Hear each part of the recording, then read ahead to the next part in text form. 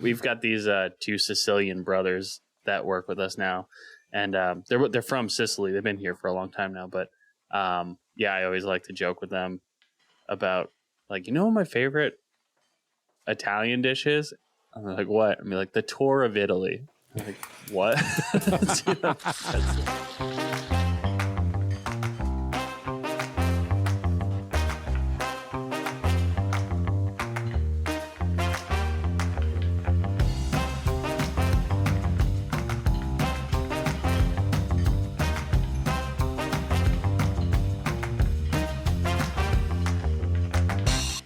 Hello and welcome to Whip Cream Salmon. I'm your boy, Brian Bastanza, joined as always with my co-boy, Ronnie Sanchez.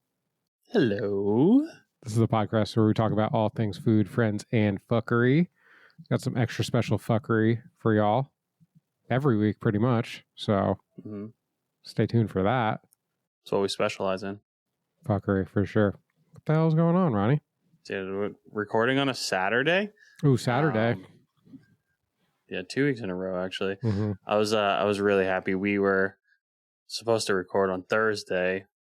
Brian lost track of time, and I was grateful for it because let me tell you, I have not caught up on sleep since Super Bowl. So, yeah, I was not disappointed when you said you were not ready. We were in the middle of a Catan game on Thursday at 7:30 nice. when you texted me. Ronnie texted me. He was like, I'm on my way. And I was like, I'm not on my way. Yeah, I get that more dialed in. Or I think we'll just be more consistent going forward. But Catan's fun, for the record. Shout out Catan. You ever play? No, I haven't, and I would love to play. It looks like it's a lot of fun. So, I don't know. Maybe we'll keep this right in. We're having some technical difficulties on this Saturday. It's rainy. I don't know. Maybe that's interfering with the internet, but yeah, my internet speeds are not great right now. We should crack these beers before the internet goes down, though. Okay. Yeah. And by beer, I mean, thanks for tuning in for another episode of What the Fuck's in the Back of Brian's fridge. And on today's episode, we have a pineapple truly. Yeah. So congratulations to me and anyone who guessed properly. And yeah, it wasn't on my bingo card. I've got a Pacifico. Nice. Actually, this is maybe an early idiot sandwich, but Thursday when I thought we were going to be recording, I didn't have any beer. And so I was like, I gotta bring something to the pod. And so I went to mix myself a margarita really quick. And I'm not much of a bartender. Mixed up, I think the kids call it a skinny margarita, where there's no simple syrup or anything. Ooh. And it was, I like a little bit of sweetness in there. So I was like, you know what? I can solve this. I'm going to make a really quick, simple syrup. It's like one teaspoon of sugar, 1 teaspoon of water. And I was like, I'm not going to boil a pot for this.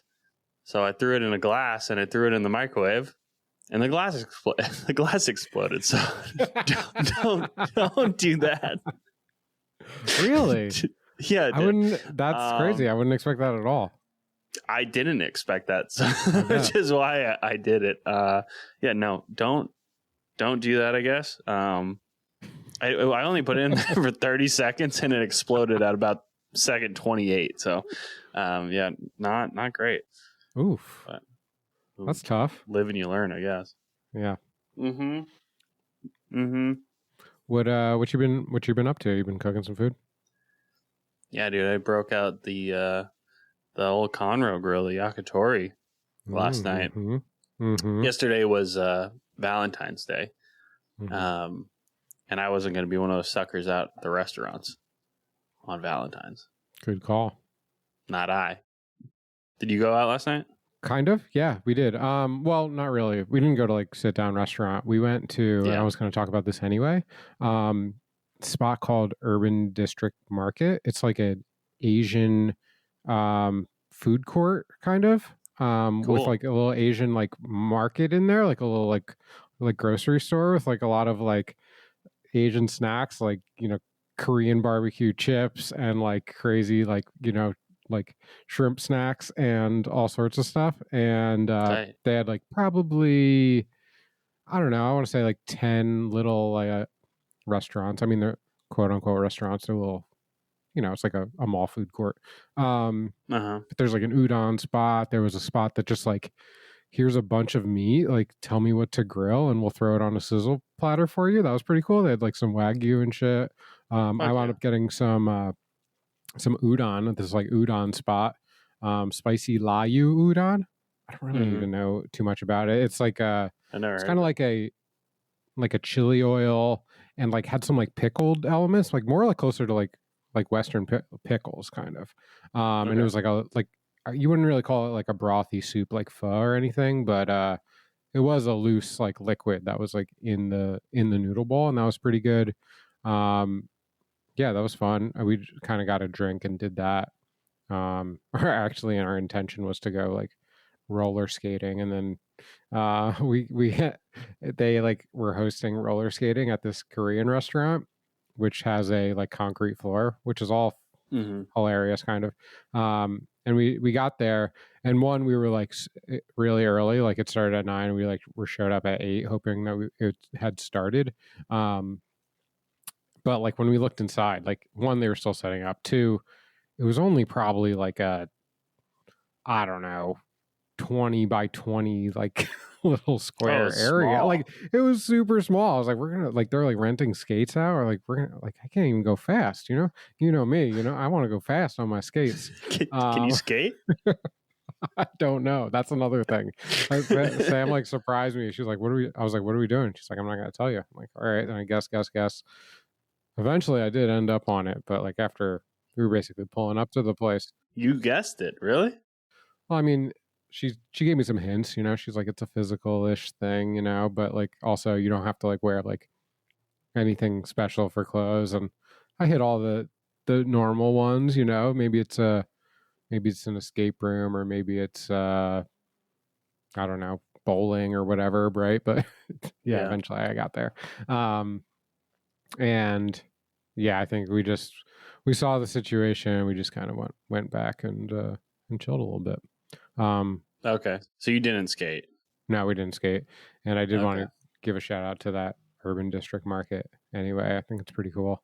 And they got like Yeah. some cool events coming up too. They do like, we were chatting it up with one of the girls that worked at one of the spots, and she said they have like a Japan day coming up, and it's like shoulder to shoulder in there and like cracking. And I was like, Cool. oh, that's pretty cool. And then they have like a Korea day or something. So like, yeah, it's pretty cool. Dude, we got to go. That sounds like a lot of fun. Yeah, for sure. And that's the way, I mean, dude, go out to a spot like that on Valentine's Day. Sounds like fun. Go out to, the fanciest restaurant in town. Does not sound like a good time on Valentine's Day. No. Dude, We used to do go on a Tuesday. Don't go on Yeah. Valentine's Day. For sure. You want it to be chill. You want it to like, if you have any hope to like get the hookup, it's not going to be on Valentine's Day. You could be my homie and come in on Valentine's Day. I'm like, I mean, I'll probably hook you up if you're my homie, but like, we're not like, Try my best. we don't have a ton of time to be like creative and right. You might be able to send them like one thing, but at 300 covers tonight, like it's going to be tough. Yeah, exactly. Yeah, Valentine's Day. We used to do cool stuff on Valentine's Day at PJ's, right? Yeah. Some prefix menu stuff. Yeah. I don't have one that comes to mind. Do you? Not in specifics in what dishes were, but I know that we like always had like a Valentine's Day dinner that involved like a 3 or 4 course, probably 4 course, including like salad and dessert. Entree, maybe only 3, or maybe like a maybe a hors d'oeuvre would be like almost like quote unquote 4th course, maybe. All right. Yeah, but that was really fun. I remember I just enjoy doing those kind of events. We have some old pictures of us when we were like 22, 23, like plating up fucking salads for I don't know if it was that or anything. Probably wasn't that, but some prefix menu, presumably. Yeah. We had like a photographer in the kitchen for it. Yeah, it was fun. I remember we did a lot of like really fun events there, and I was talking about one of them the other day, but the story that came to my mind just now, we were doing a pairing dinner with I think it was for one of the local breweries. I want to say it was the Brewer's Cabinet, if that rings a bell. I think was the name of the brewery. But yeah, we did this like whole pairing dinner, and out back they had a bunch of kegs from the Brewer's Cabinet on ice, so that they could pair each course for the diners in that were obviously in the restaurant. And for some reason the cooks all had the idea that we could like help ourselves to the kegs after a service. Yeah, let's go. Of course all the cooks are out there filling up quart containers, and one of the front of the house managers came back, and he was pretty upset with us because the way that they were charging the restaurant was based on the weight of the kegs afterwards. So I guess they weighed them before and afterwards, and the kitchen put a pretty good dent in them. So it's awesome. Yeah. Now the best event though, every year we would do a pig roast, and one year Jack and I did the pig. So work your full normal service, and then clean up the restaurant, and then it was just Jack and I up all night roasting the pig, and then we just like had free reign at the bar. So we're drinking whiskey at the bar all night, and then going out and checking on the pig, and you got to pull the pig out, and it's like sloshing around 1,000-degree grease all over the place. Not really 1,000 degrees, it's low and slow, but really hot. Pig grease is fucking hot. Sloshing around, and then like get back to the hotel room, and like crashed out for, I don't know, 2 or 3 hours. And then we had to be up to like rip the pig apart and put on the event the next morning. So, but it was always a lot of fun. It was a grind though, for sure. Definitely a grind. And then probably had to work service that night too. Yeah, that's cool though. I mean, yeah, the pig presentation is always such a fun thing, and just hanging around, maybe drink a couple beers while that sucker's cooking. That's a great time. Oh, you got a little pig on the mic, dude. Is that a new pig? Yeah, he's joining me now. I like that. I do want to go back because I did have some fun stuff that I wanted to talk about, food stuff that I cooked last week. We kind of just jumped in with Jordan. So yeah, we kind of have this funny thing where like Sam always wants a like creamy pasta sauce. If we're gonna do like pasta, and like she wants like fettuccine Alfredo, and like to me like fettuccine Alfredo is such like a funny dish, right? Like I just like I feel like it's not real pasta. It's like not a real. It's not like authentic, right? Yeah, but I mean, it's right. It's just it's like what you get at Sparrow, basically, right? Like or like any like the Olive Garden. Olive Garden has fettuccine Alfredo, right? Yeah. But anyway, we've got these 2 Sicilian brothers that work with us now, and they're from Sicily. They've been here for a long time now, but I always like to joke with them about like, what my favorite Italian dish is? I'm like, what? I mean, like the tour of Italy. I'm like, what? That's like go to Olive Garden's like, I don't even know. It's like Alfredo, like a lasagna and like spaghetti and meatball or something like that. But anyway, go. But anyway, I feel like a lot of times unfairly, I kind of like, I'm like, no, we can't do that. And I wound up like doing some other dish. Maybe it's like I don't know, like a lemony kind of sauce, or maybe it's a red sauce often, or some derivative of a red sauce. But I did kind of, I was like, all right, we'll just do that dish. And, it's basically just cream and garlic, right? And like some cheese, is fettuccine Alfredo, or I had rigatoni. And I kind of want to just give a shout out and appreciate to Alfredo, because it's really kind of fucking good, dude. It is good. I mean, there's a reason why it's so popular. I mean, cream, garlic, and cheese, like, it does hit. You know, it's not like I didn't know that. It doesn't make me feel different about the dish, but I also like can appreciate it for what it is, and it is just kind of delicious mac and cheese. You know what I mean? Yeah, that's really what it is. Mm-hmm. There's this recipe that it's like goes around on, you know, TikTok and Instagram or whatever. It's called like Marry Me Pasta. And it's basically that. It's like, it's a little bit more of like an upscale fettuccine or fettuccine Alfredo, where it's just like has like sun-dried tomatoes and I think spinach or something in it. Every once in a while we'll make it because it is kind of a banger, especially, you know, throw in some tortellinis or something. But yeah, for it's sure. Definitely, I don't know, cringe a little bit, but it is good. It is good. It's good. I'm not gonna lie. It is good. I think I mentioned that Sam's mom was in town last weekend too, so we did that with her, and then also the next day we were just like kind of looking for something to throw in, and I wound up throwing in a whole chicken or spatchcocked it, and I just want to kind of like make this point, and I might touch on this later for like my tip as well, but like we kind of always talk about how important it is to like dry off the meat that you're cooking, right? But there is like also like merit to having something that's like marinated or kind of like soggy, but like still like just like send it and roast it. And I wound up like having this like marinade on there. It was like kind of an herby, like whatever.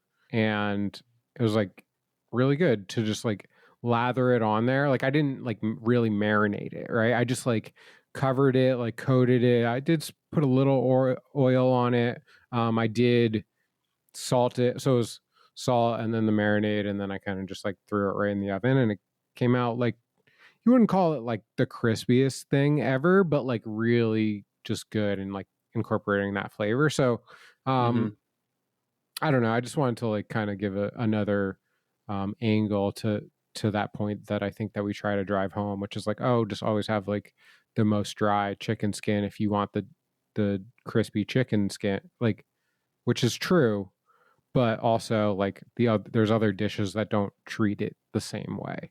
That Peruvian chicken dish is similar. Yeah. Where you marinate it and then you have this like pasty stuff on it and then you roast it with that on it, right? Like you can wipe off a little bit of it, but you know, just yeah, there's more than one way to skin a cat, as they say. Yeah, I mean, and when you have like a marinade like that, also you're accounting for like the sugar and whatever else you have in that marinade, and also, I mean, there's probably like a good amount of oil in there, so like that will also like help crisp up the skin, or like, I don't know, get some char on there or whatever you're after. But yeah, definitely if you're trying to sear something, you want that shit dry, but yeah, you don't always have to sear it either, you know. And yeah, you kind of made a good point, which is like, oh, this like it's not crispy skin, but it is like charred, and then it does like get firm, like the coating does get firm and it does get charred, which like is also like is good. It's a good way to serve chicken or other things for as well, right? Yeah. I mentioned that I broke out the yakitori grill. Our weather's kind of like, I don't know, it's flip-flopping.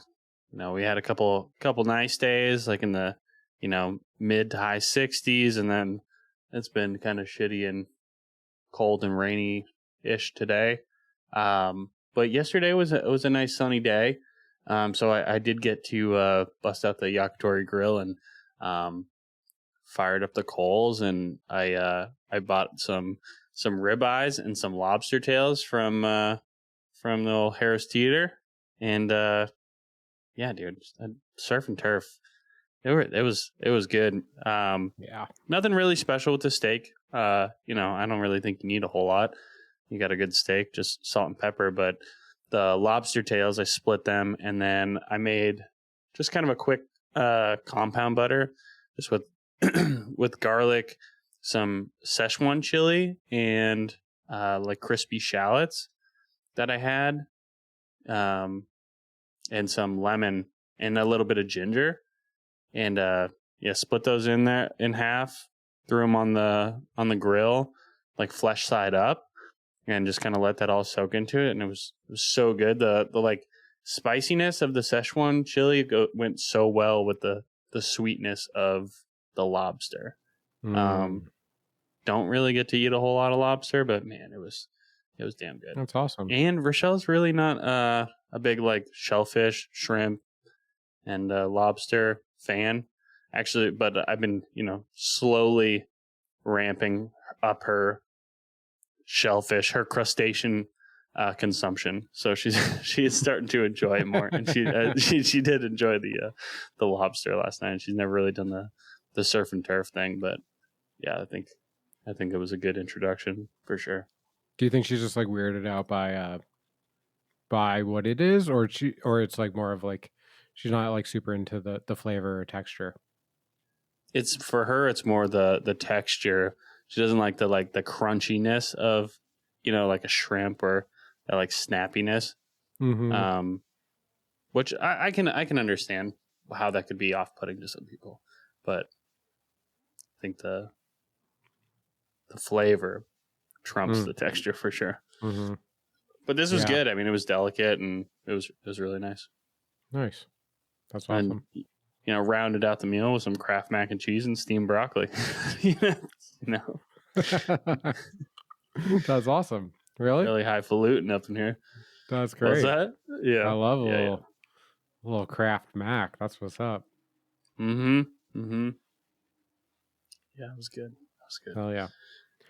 So what'd you get into for? I'm sorry, it was a little delay here. What'd you get into for Super Bowl? Did you get any good Super Bowl snacks or food or anything? We didn't really do much at all. I wasn't really planning on doing anything. That's the night that we had the chicken, I believe. Okay. And Sam's mom was here, and one of Amanda, who's a neighborhood friend, came over and watched the game with us. Okay. Honestly, I was like barely even like focused on the game. It was such a blowout that like it was not a good game. It was not a good game.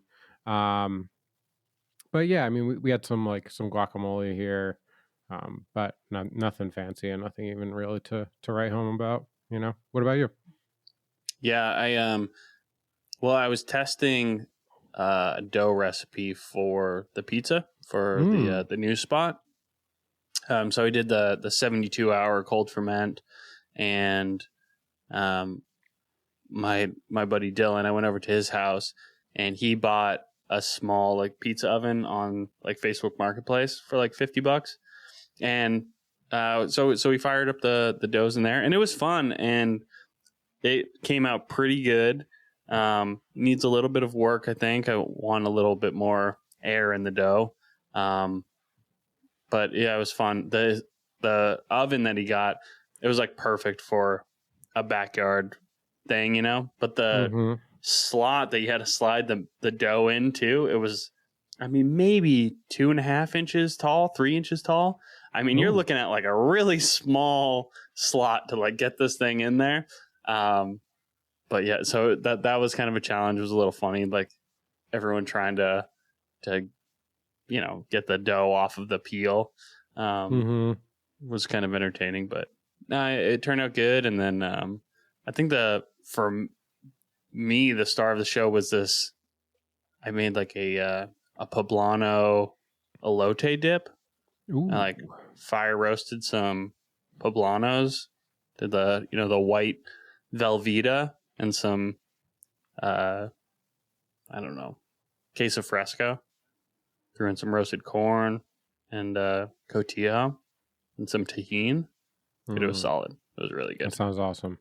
Nice. Yeah. Can't go wrong with a good old queso dip. Nice. That sounds like a good time. Mm-hmm. You were happy that the Chiefs lost, I assume. Yeah. Yes, nice. it was. Yeah. I'm happy We're for you. we're in a bad state when I have to root for the Eagles, but gotta do what you gotta do. Gotta do what you gotta do. To give everyone like a life update of why I'm in a new place right now, and I'll be in another new place next week. Yeah, give me an update. Yeah. So we have a new roommate that's moving in. I said last week that Caleb was moving out, and he did. And we have Leah who's moving in, and we're really excited about her. She's really cool, and she is renting both of the rooms upstairs of our condo. Whoa. Right. So we have. There's 2 bedrooms upstairs. One of them is like kind of a full-size bedroom. The other one we had been using for this like super tiny shared office. And we were both kind of like, I don't know. I think both of us got caught up in, how much do we really need? And like trying to like downsize some stuff in general in our lives. And we were like, well, like, could we get away with not having this space right here? That would be a good like first step or test. So like right now we're in the midst of painting a couple different rooms and also moving the office downstairs, or at least like parts of the office, really like my work part of the office, down into our master bedroom. Okay. That'll be like kind of my new venue. And this is all like really cool for us. Like we're stoked for Leah.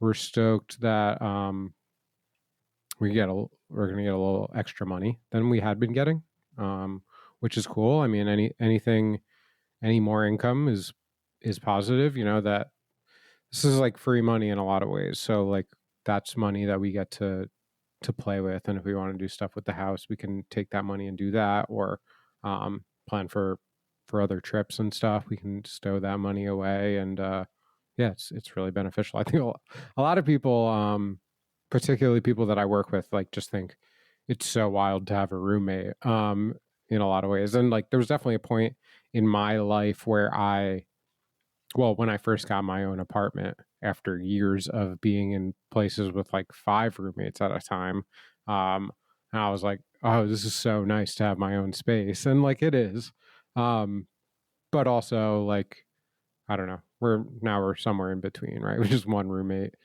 some space, plenty of space still. And yeah, I don't know. I care way more about the extra money that we get to go on vacation with than I do about working upstairs versus working downstairs. Really, like it's just like, look, I'm just looking at a computer screen anyway. Why do I super care where that computer screen is located? So, yeah, that's kind of what's going on with me. And hella painting. So yeah, painting both upstairs rooms and painting walls in the bedroom that we needed to address anyway. So in the midst of all these moving parts, doing all of it. Right. Has she moved in yet or not yet? No, she'll move in at the end of the month, or the first. Okay. Yeah. 1st of March. Cool. Yeah. Yeah, you had I think the last time we were together, you had talked a little bit about being interested in like a tiny home kind of situation. Totally. And so Rochelle, I guess she had talked to Sam about some of your life updates over the past couple of days. And so I did know a little bit about what was going on, but that was kind of the first thing that came to my mind with like the downsizing and everything. I was like, oh, that's kind of cool. They're like, kind of like trying out that idea a little bit in their own house. So sure, I respect it. I think it's really cool that you guys have that ability. And yeah, I mean, any extra money is always welcomed. For sure. And it's also just like, I think it's not only just the money. I think just like I've kind of been following this idea that like I would just like to leave less of or use up less of a footprint. Not just in space, but also in like energy usage and stuff. And I'm like, a lot of times I'm just like, I don't know. It was always like, I grew up in a house with a bunch of rooms and, living room and secondary, like family room and all this stuff, and like finished basement and all that. And then like now, and I like thought that was normal. It is normal. but now like I'm like, oh, like I'm kind of just sitting. There's only two of us. Like I'm sitting in one room.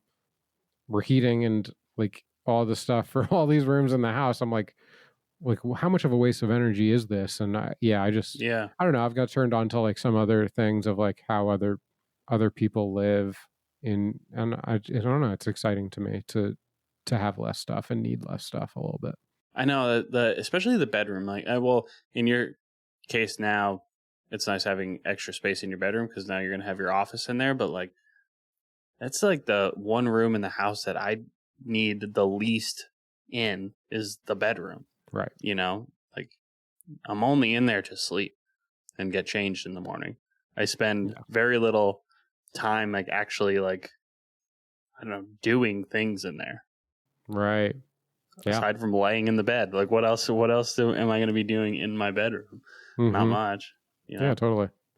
And you kind of went down that path a little bit too, just with like your like van build out, right? We haven't really talked about that on here, but Ronnie is like in the process of doing like a pretty cool van build out. Do you have any updates on that, or is it still making that a priority? Or it's definitely been something that's been on my mind a lot of wanting to get back into. I talked a little bit about just like the weather swings in North Carolina, and you know, in the summer it's too hot to be outside working on it, and then I just had like a lot of changes with my work life.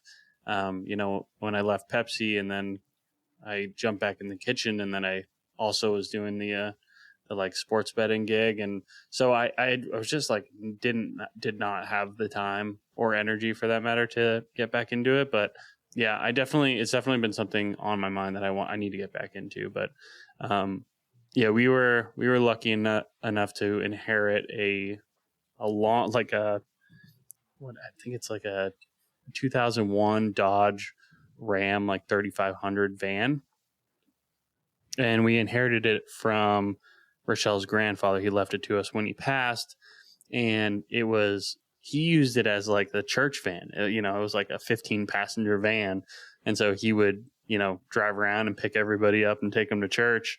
And the thing's a beast. It's only got like 50,000 miles on it, and it's big. So we ripped out all the seats, gutted the whole like back end of it. You know, we still have the driver and passenger seat.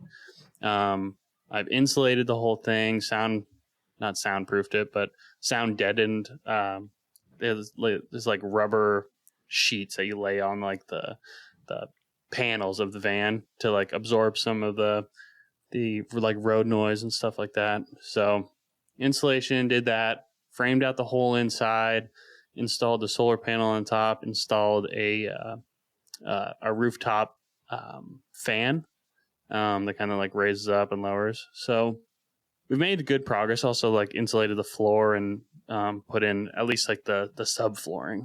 So yeah, we're like, I don't know, I feel like we're more than halfway finished with it. But yeah, I need to get back on that and get that thing wrapped up so we can actually take it out and utilize it. But yeah, I mean, as far as like the downsizing or whatever, not something that I would be interested in living in full time with two people and a dog, but definitely something we're interested in taking on extended travels for sure. Yeah.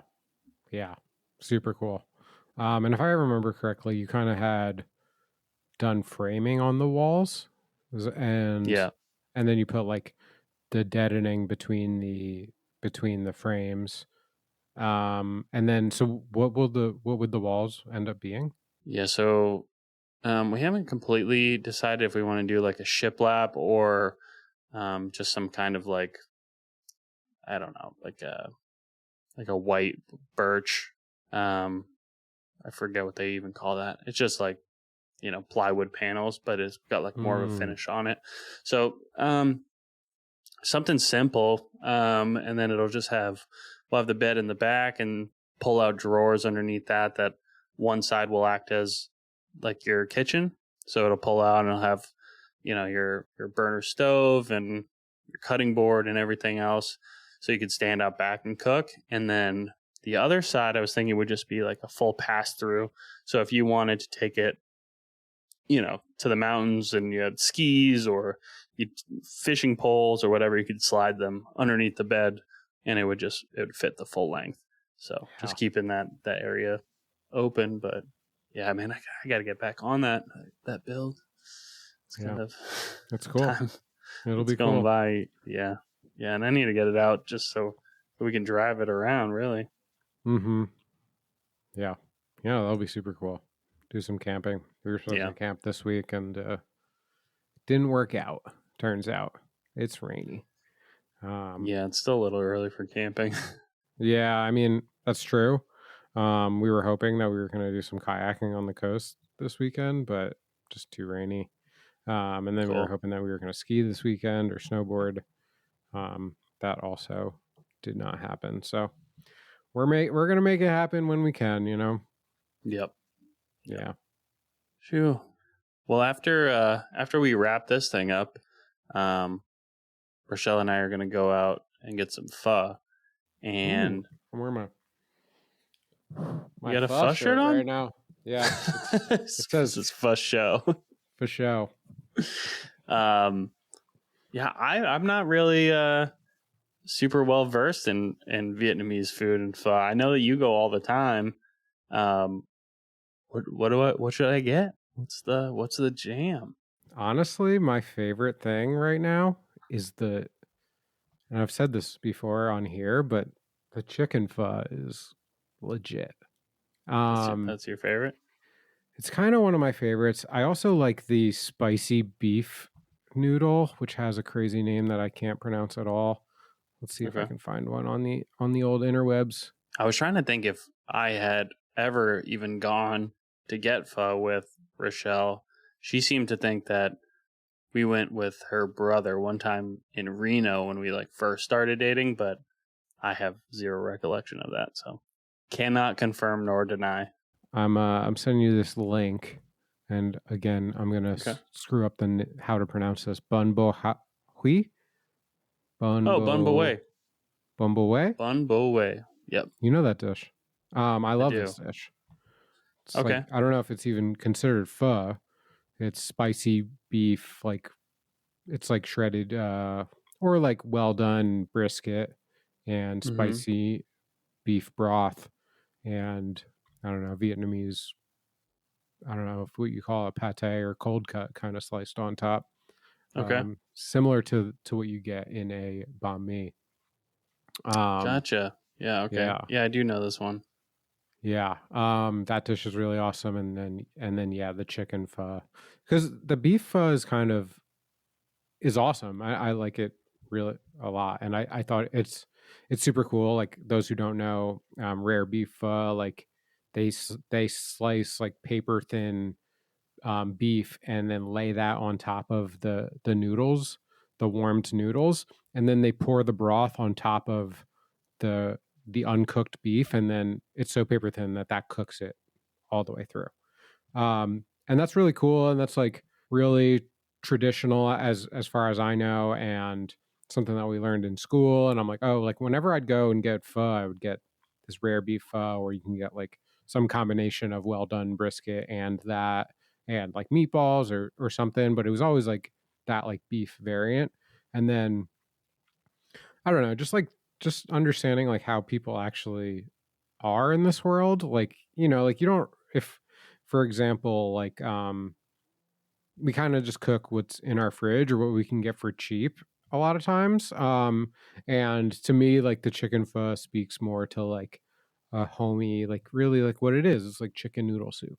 So it feels more comforting than the beef pho. Now it's similar in the sense that it uses the same aromatics to get that flavor in the broth, right? It's still star anise, and it's still cinnamon, and it's still all these it's really fragrant in a light stock. That's kind of is the whole vibe. But both are awesome, but chicken's been go-to for as of late.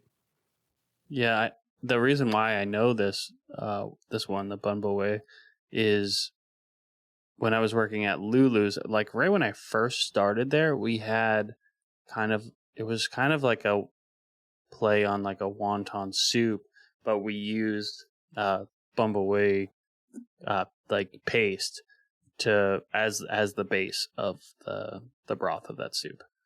Yeah, it was a banger. It was a good one. That's cool. Yeah, you can if you go to the Asian market, you should look for it. You could buy the paste. It'll be like in the same section where you get like your curry paste and stuff. Yeah, nice. I'll be there for an hour and a half anyway, looking for something. So yeah. Keep an eye out. I wanted to mention to you that I was talking with my buddy Tom. Shout out Tom Ward. He's my buddy who I'm going down to Mexico with in the fall. Mm-hmm. And he lives in South Lake Tahoe, and he kind of unprompted was like, oh, like kind of my favorite restaurant right now in Reno is Cowboy Izakaya. And oh, hell yeah. So I know that's the sister restaurant of Lulu's, right? And yeah, I thought that was pretty cool. And he really, I'd never been there, but yeah, he really fucks with it for sure and thought it was awesome. So yeah, I mean, Troy's the man, and like the cooks there are all really great, and just their food is awesome. I might have said this on the pod before, but when they first opened, someone left like an angry review about how like their food was like not authentic in any way or something, and on the glass of the storefront, whatever was there before, it had a sticker on the window that said like 100% authentic, and so Troy peeled off the one, and so it just says 0% authentic, and they responded to that comment with that picture of the glass where it just says 0% authentic. It's awesome. It's so cool. Awesome. I love that. I mean, like, yeah, I just love that. Like, just anytime we can strip away the pretentiousness from like the food industry, I'm about it, right? And absolutely. Like, and if it means like, yeah, I mean, how the fuck would we be making authentic Japanese food in like Reno, Nevada, right? Like, it's just like, no, we're doing like Japanese shit here, but we have different ingredients here that we're going to use, and we have different ideas here that we're going to use, and we have different backgrounds here that we're going to use, and none of that should be shamed by some customer who thinks like, oh, the food should be like 100% authentic. Like, I don't even know what authentic fucking means, right? Like, it means over the course of history, like, obviously, like, what's authentic to a certain region changes a lot. And right now we're all mixed, right? We're like in like an ultra modern society where we can get any ingredient anywhere. But like, if you look at the history of like some of these places, well, like once trade started to happen between certain countries, that's when these countries got different ingredients. And so what wasn't authentic became authentic to that region because local cooks started using those ingredients. Trade and wars and like all kinds of things, like, you know, soldiers brought over different ingredients to different regions. And I mean, yeah, that's why, I don't know, like even Korea, you'll see a lot of like dishes. It's got like gochujang and like all these different like Korean ingredients, and then it's topped with a slice of American cheese on it. You know, it's like that wasn't that's probably not traditional what went on that, but you know, it is now. Yeah, it's awesome. Is that like our contribution to like the culinary world is American cheese? That's our best ingredient, you think? I know. I hope. I like to think not. But hey, no hate on American cheese because it has its place. I've talked about it quite a bit on here. American cheese definitely has its place. Also, shout out to the Koreans that are slanging corn dogs. I don't know if what the history of that is, but dude, shout out. Yeah, we got a Korean market down the street that they have like a Korean corn dog truck outside, and it's kind of an interesting system. You order inside of the grocery store, and they give you like one of those buzzers, and then you go stand outside and wait for your corn dog. But they have one. It's it's kind of funny. You can get it like either completely cheese filled, completely hot dog filled, or half and half. So they like cut a cheese stick in half and a hot dog in half and put those both on the stick. And then dip it in the batter. And then on top, it's got like spicy mayo and, well, at least this one that I've gotten, and flaming hot Cheetos on the top, on the top of it. And it shouldn't be as good as it is, but it's really fucking good. Hell yeah. It's really, really solid. Here's something salty and something meaty inside some crispy corn. I mean, I don't know how you can go wrong, to be honest. No. We're running a little bit long, but I didn't think about this until just now. Earlier this week, we got to go out to one of like our food purveyors, like I don't know if it's their headquarters or their office, one of their offices. And they kind of gave us like a tour around like their cut shop, and then like they have like a really badass seafood like butchery program, and get to look through the glass and watch those guys work. And dude, those guys, I've never seen people handle fish the way that those guys did. You think that you're a pretty decent like fish butcherer, and you see professionals, they really put you to shame. Yeah. I mean, there's nothing like doing a thing like every single day, all day, right? Like, I mean, in the world of a line cook, like maybe on your station you have one fish that you have to butcher. That wasn't always the case for us, right? I mean, like a lot of times you'll have like, I think like chef or sous chef like takes on a butchery thing pretty often. So like, but anyway, like if you're a line cook, like there's chances that like you're gonna do some butchery of some meat and some fish, but you'll probably only have one or two things that you have to cut that day. Very different from the world of a butcher or someone who's in a fish market where like they're just doing that all day, every day. Like, our experience like is strong in the rush of a busy service. That's probably, but like the other things, like we've touched and we have experience doing these things, but they're kind of on the periphery of like what the day to day is. With every day you're going to get slammed with a board full of tickets, and that's I think for line cooks, that's the type of thing that we get really good at really fast. Just respect to people out there doing that every day, because it is cold and wet, and hard work for sure. But after we did the tour, they took us up to, they have like a bar and like kind of like an open kitchen, test kitchen. They wined and dined us and prepared some food, tried to sell you on stuff, and some of it was fine. A lot of it was actually kind of trash, but yeah, it is what it is. But it was still fun anyway. Any day that you can get out of the kitchen and go do something like that, it's a good time.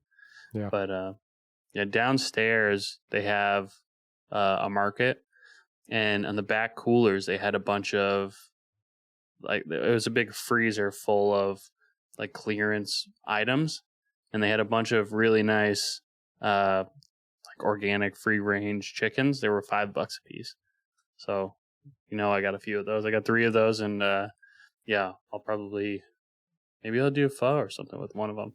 Ooh, that'd be fun. That's great. Yeah, throw the whole thing in, make a broth with that whole sucker. Peel it later. Mm-hmm. Asian way. Yep. Nice. Oh yeah. Asian way. All right. It's a whipped cream. No, it's the idiot sandwich. What are you? Idiot. You stupid idiot. I'm an idiot sandwich. You're an idiot. Of all the idiots, you stand alone. That's staying in for sure. Good. I forgot what segment it was. Good. I have an idiot that's weird and not food related at all that I'd like to talk about. Yeah.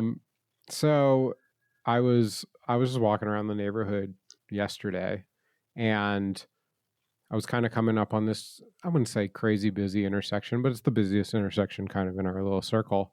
And I kind of witnessed like the tail end of like a pretty bad accident. Like I didn't see the cars hit each other, but I did see one car land on its side, basically. I wouldn't say land, like it didn't fall from feet. It like was like tipping or like rolling onto its side when I like came around the corner. Okay. I was like kind of the first one that was there because I was like, I don't know, I was only like 30 feet away from it. And I was like trying to like, there was people in the one car that was still sitting up who was like a van. And then the other one was like a minivan that was like on its side and on the driver's side down. And like the driver's still in there, obviously. And like I was trying to like open up the passenger door to see if I could like, I don't know, maybe like help and like get this lady out of there. And luckily there was a police officer that was like right on the intersection as well. And that he like pulled over and like started like he got out. He's like trying to figure out what to do. And then his solution was to like take his like, it's like I guess it's a modern nightstick that's like, it's kind of like a pull out like metal thing, right? It's probably like, I don't know, it's 18 inches long, maybe shorter than that. And he's like tells the lady like block your face. And he's like starts like smashing the windshield to like get her out of the windshield, right? And he's like, it's not easy to do that, right? Like you have to like, it's not like the windshield just shatters when you hit it with the nightstick, right? It's just like hit it, and then there's like hits it, and then like eventually like, I don't know, probably after like 2 minutes, like makes a hole in it, and he's like trying to fucking grab the hole and like pull it. It's like his bare hand, right? And I like pulled off my hoodie and I was like, here, bro, like, do you want this? And he's like, yeah, I guess. And he like starts grabbing that, and he's like grabbing the glass with the hoodie. The fire department showed up, and they have all sorts of tools. They have like I don't know if it was a sawzall. It seemed to be specific for like cutting glass. Like, and he like went around the perimeter of the windshield with this saw and busted that out and like lays down some stuff to like get this lady out of the car. And like as all that's happening, and this is part of the idiot part, is like one of the firefighters walks up and just like opens the hatch of this fucking minivan. He's like, hey y'all, like probably would have been easier if you just did this. So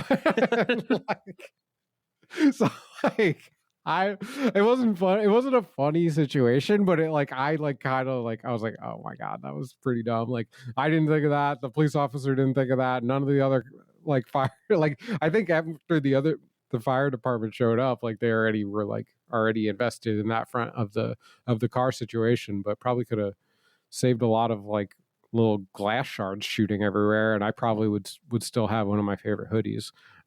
So yeah, idiot sandwich goes to maybe me and that police officer for thinking that the windshield is the best way to enter a vehicle. Turns out it's not. It's the fact that nobody even tried the door first. Like I tried the passenger door, which was on, it was like pulling upward, and that was locked. Okay. And then, but the hatch was open. Yeah. Gotcha. That's yeah. Really funny. But I think everyone's okay, and yeah, so that's good. But yeah, idiot sandwiches, enjoy them, and also remain calm. Check all the doors first. yeah. We're dropping knowledge bombs here. Stuff to do when you all find yourself in that situation. So yeah, Whip Cream Salmon School for cooks don't cook good if you're in a rollover accident. Check all the doors first before you break through the windows. Yeah. This one is actually Rochelle found this one for me.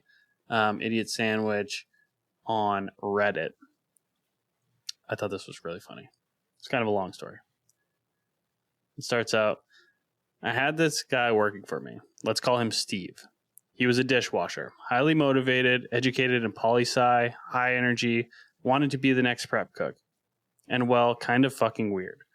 He didn't pick up on social cues, and he was notoriously single and forward about it. He was a good friend of mine, which is how he got the job. We were college buddies, and in that in-between phase of graduating school and looking for quote-unquote real work. So we ran restaurants. Yeah, if he's a dishwasher, I don't know if he was running a restaurant, but so one day we hire this new girl. Let's call her Becky, and she's a host. And to be honest, she's fucking hot. We onboard her, introduce her to the front of house, and before I take her in the back to introduce her to Steve and the rest of the back of house, I pull her aside and tell her that Steve is disabled and the restaurant gets a big tax break for employing him. So bear with me. I walk her to the back and begin introductions. And before I can finish, Steve pipes up, "Hi, Becky. I'm Steve. Nice to meet you. I heard you study poli-sci in college too. Wow, we'll have a lot to talk about." He's fucking shouting at her and talking slowly, and I have no idea why. I had to walk away, and I was coming so close to laughing. A moment later, a server comes onto the line and tells me that he had told Steve that Becky was hard of hearing and super self-conscious about it. So, so from then on, every time Steve needed to talk to Becky, he would just fucking shout and talk really slow, and Becky, not wanting to be rude or unaccommodating, would mirror that behavior. "Oh, hi, Steve. Wow, you studied that too? That's really great. You're doing a really good job back here. Keep up the good work."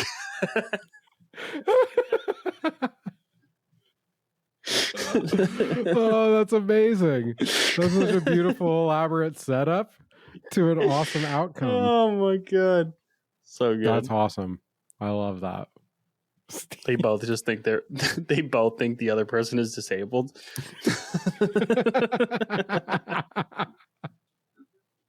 Oh, shout out disabled people. That's so funny, dude. Yeah, definitely. So shout out Becky and Steve both get sandwiches on that one, just for the ledger. Yeah, they could split a sandwich. Half Sammy and a soup, maybe. Okay. Yeah, I love that. so good. So good. It's maybe one of the best ones yet. Yeah, that's great. It's time for the school bus. School bus is on its way. Beep beep beep beep. It's the Whip Cream Salmon School for cooks who don't cook good. How do you do it? Let me hit you with some knowledge. This is the moment we've all been waiting for. Do you have a tip? I have a tip, and I kind of teased it earlier, and I almost said kind of an example of what I'm about to say, but sometimes we can talk like absolutely about like how a thing should be done, and I just wanted to like my tip to be like, you don't have to listen to everything that we say and like believe that to be the one single truth when we're talking about food. I said it earlier about like roasted chicken. That was like, like we talk a lot about like crispy skin and having, there's other ways to skin that cat. And I think that, different culinary like cuisines do things very differently, and different individuals do things very differently. And I think that also in kind of what we were saying earlier, that like the essence of like pulling out pretentiousness from food, like it's okay to experiment and do things that you think will be good, even if Brian and Ronnie say that you should do things one way. Now, like, I mean, in reality, like there's a lot of things that like an experience that we bring that I hope that we're helping people to understand ways to get better outcomes out of their food. But know that for everything that we say, like there is another opposite version of that may be as good for a different style of cuisine, or even that cuisine. I just kind of wanted to touch on that point. Yeah, and for the record, I hope that our listeners don't take everything that we say as gospel, because yeah, we've spread a lot of misinformation on this podcast, and we are just line cooks, so I don't know. The best and the brightest. Yeah, they're sending their best and brightest to this podcast. Take that for what it is. So don't listen to us. That's my right, tip. Yeah, but listen to the tip, pod. don't sure. listen to us. Yeah. My tip for this week, we've talked a lot about like seasoning your food as you go and tasting your food as you go and adjusting accordingly. I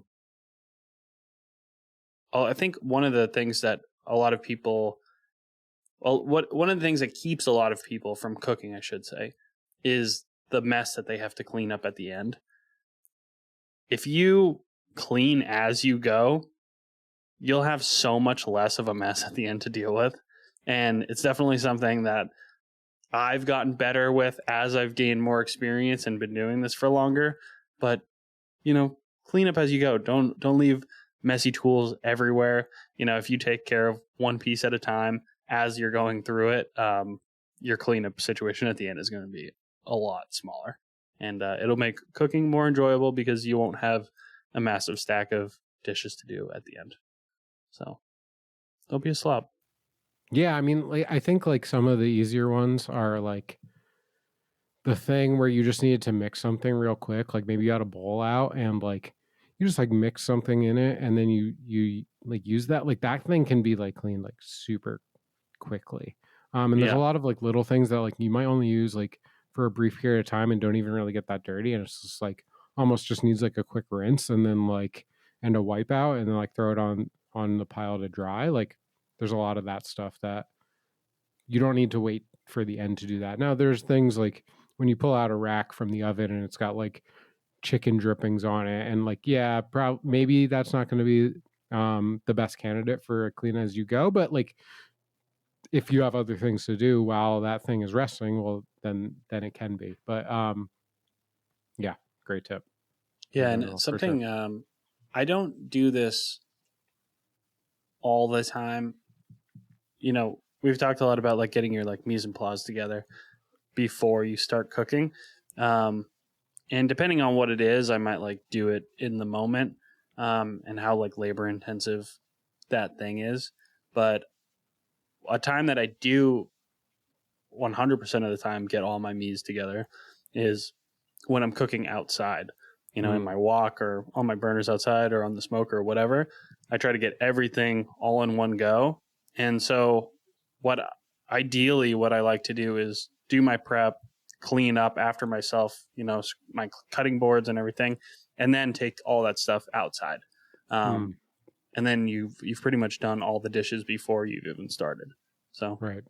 Yeah, just it makes cooking a lot more enjoyable because the last thing you want to do after you had a big, heavy meal is now have to get up off the couch and go scrub dishes. Mm-hmm. Yep. Which will happen. You'll have some left over. Absolutely. Just try to minimize it. Yeah. So, all right. Well, I got a big old bowl of pho calling my name. Yeah, that's awesome. I'm happy for you, and I want to hear about it next week for sure. If it's good. Yeah, I'll be sure to let you know. If it's bad or if it's really good. I don't want to hear about a mediocre bowl of pho, though. If it was fine, you don't want to know about it? Yeah, you can still tell me, but... Yeah, it was good. No, I'll be sure to come loaded with stories for you. Cool. Yeah, thanks for tuning in. Yeah, and a couple before we get going, we hit a big milestone. We got our 1,000th download. Let's go. Appreciate y'all. Yeah, it means a lot to us. You know, it's easy to get like 1,000 likes on something. Doesn't take any time, but 1,000 listens is kind of a big deal because I know this takes a lot of time to sit through each of these episodes. So we really appreciate you guys tuning in every week. Mm-hmm. And we also, let me just pull it up here because we got some new international listeners. Oh, let's go. Yeah. Just pull them up. And some of these on here may have slipped, and it might have been a little while ago, and I just didn't catch them. But we've got listeners from Turkey, India, Ireland, Morocco, Belgium, Israel, Russia, and I think those are all the new ones. So nice, dude. Yeah. Thanks for tuning in, Prime Minister Netanyahu and Vladimir Putin. I appreciate you for listening to the episode. Ronnie does, at least. Don't think it was them, but anyway, if you're from any of those places, you can send us an email at whippedcreamsalmon@gmail.com and say hi to us. Tell us, share your idiot sandwiches, or you can check us out on our Instagram at Whip Cream Salmon Podcast, I think is the tag. Yeah, let's go. Come say hi. We love you. Thanks for listening. Love y'all. Stay creamy, y'all. Bye. Bye.